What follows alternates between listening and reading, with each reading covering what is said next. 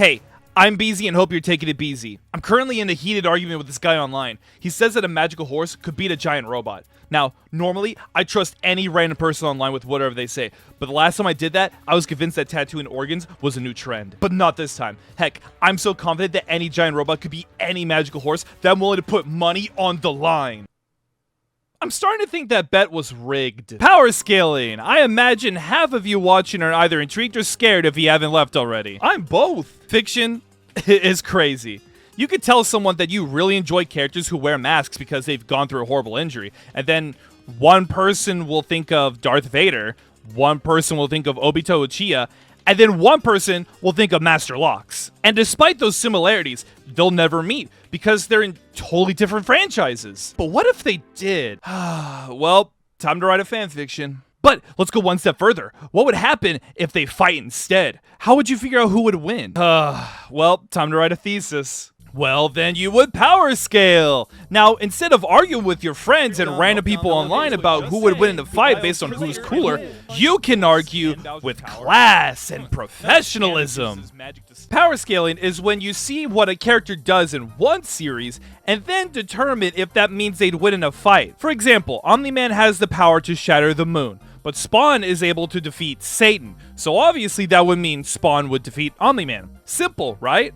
Well, unfortunately, it's rarely ever that simple. A lot of times when people put two people up against each other, the call is a lot closer, and there's a lot of complications. Let's say you're power scaling a character who sadly hasn't had as much time to shine, so there isn't much to go off of. See, in power scaling, you're always looking for feats. Oh, thank God it's spelled like that instead of two E's. Feats determine the relative ballpark of power someone is in based on their actions. King Vegeta blowing up planets with one hand wave? That's a really powerful feat. So at minimum, he's easily a planet buster. Basically, if someone cannot blow up a planet, then they won't be able to win against him. But even that has its own complications and specifics. What if there's not enough evidence for you to determine a character's strength with feats? Sometimes, a character just isn't around for long, and they lack on-screen feats and evidence. It happens to the best of us. Well, you would scale upwards. For example, Mephiles hasn't been able to be around much in the Sonic games, but we can get an idea of how strong Mephiles is by comparing him to Shadow. You see, Mephiles was the only guy to make Shadow have to take off his inhibitor rings in the games. He's never done so before or after. So because of that, you could then use Shadow the Hedgehog's feats to help boost up Mephiles, because Mephiles is a tough fight for Shadow. You then could argue that if Shadow would win in a fight against someone, then Mephiles would as well. But even that has complications, because Shadow continues to get stronger in later games, so it's more so at that specific time frame. Now, here's where things get a little bit more complicated. Now it does? Pop quiz. So Frieza blows up planet Vegeta. How strong is Frieza? Ooh, really strong. He's a planet buster. Yes, but what if we want to go into detail and be specific? Because planets are in different sizes. And what if you need number specifics for when things come down to the wire? Well, you would need to bring up how many tons of TNT an attack has done. Or, what if a character's speed isn't laid out? Well, we'll simply have to measure their power, or their speed, or abilities, or hacks, and see how they compare to each other. See, this is the part of power scaling that adds a lot more of a challenge to it all. Not every piece of fiction will clearly state out just how strong every character is. No series ever does. So, some people will have to go the extra mile to measure out things just to get a more definitive idea of the character's stats. And that can lead to some issues. When you get down to the details of power scaling, there is always going to be a lot of disagreements. What do you count? What do you not count? How exactly would you measure? How would you determine how much TNT is needed to blow up a giant planet like Planet Vegeta? How are you supposed to measure the pixels that Mario runs across and determines if he's going to be warp speed on a full sprint? Are you supposed to use in-game mechanics like timers or leveling up in an RPG? For non-clear feats, there is a lot of disputes on if it should be counted or not, or if a stat is completely wrong. I mean, I've seen people disputing actual feats. For example, saying something like Sonic, Shadow, and Silver defeating Solaris is an outlier. And that's really where the issues can lie altogether with power scaling as a whole.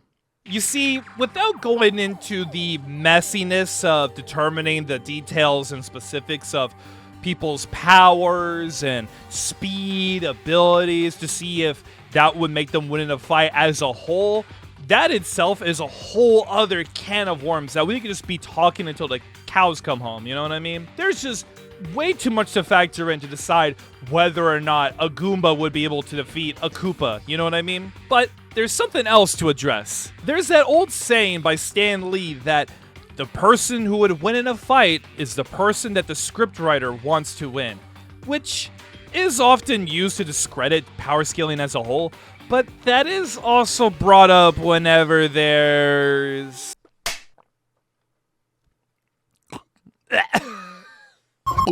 biases. Basically saying that since the character you want to win ends up losing in someone else's eyes, you are then gonna say that that someone has a bias because only you have the correct opinion. Well, of course I do. I 100% completed Multiverse's achievements on Steam, and I have 190 hours in Dragon Ball The Breakers. Who else has a better opinion? Now, don't get me wrong. It's not like I agree with everyone's takes on power scaling. No one does. But just because someone thinks that Dio should have lost to Alucard, it doesn't mean I think they should be thrown onto airlock or something. No. I am much more reasonable than that. That's for people who think Bowser should have won against Eggman. And unfortunately, a lot of these arguments are kind of in this weird, dubious gray area, because sometimes power scaling can just be wrong. There are so many specifics and details as to determine who would actually and factually win in a fight. There are so many complications that if someone just genuinely gets their information wrong, or if they made the wrong call, that's very possible and plausible to happen. But at the same time, I can also see if someone, you know, might be a little influenced by a character that they like more to want to push them to win a little bit. But it's because of these arguments getting out of hand that is why people get sick of power scaling as a whole. And I can't blame them. It would get insanely draining just to talk about a completely hypothetical fight only for someone to harass you for it, especially if you put all that time into making content about it too. Or if you just put no thought into it, but there's still people just, you know, giving you trouble for it. One of my personal favorite things to watch on YouTube is people who animate crossover fights. Being able to take the time to show people how you feel a fight would go between two characters really gives a thrill to power scaling, especially when there's data to back it up too. And I could just imagine how frustrating it would be to just put in all of this time and effort into something only for it to be eaten up alive because people didn't like one of your takes. Well, after all this time, I finally made it. I made Gex versus Jar Jar Binks. Now, people will know my serious dedication to power scaling these two great warriors. Ooh, maybe if it does well, I'll make Aelita versus Lane. Everyone wants to see that fight. Oh, well, who could that be in my window at 4 a.m.? Oh, hello, kind stranger. What brings you around? Prepare for death. Power scaling is honestly something that I'll always find enjoyable and fun. Whether I'm just talking with people about who would win in a fight, or if I'm watching someone else's interpretation of how a fight would go down, both are usually pretty fun. What matters most is that just to enjoy the thrill of the fictional fight. Disagreements are fine and valid. I mean, no one wants their favorite character to lose, but harassing others just because they think Gojo should have won against Makima, or for thinking that Mario would win against Sonic, or anything like that is never warranted. Just take a deep breath and try to have fun with it.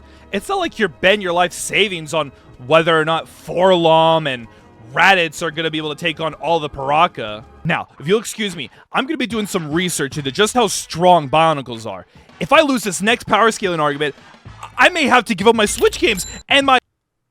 Well, how was I supposed to know Forlom opening up Astromech and Protocol droid panels was going to give him the edge to win?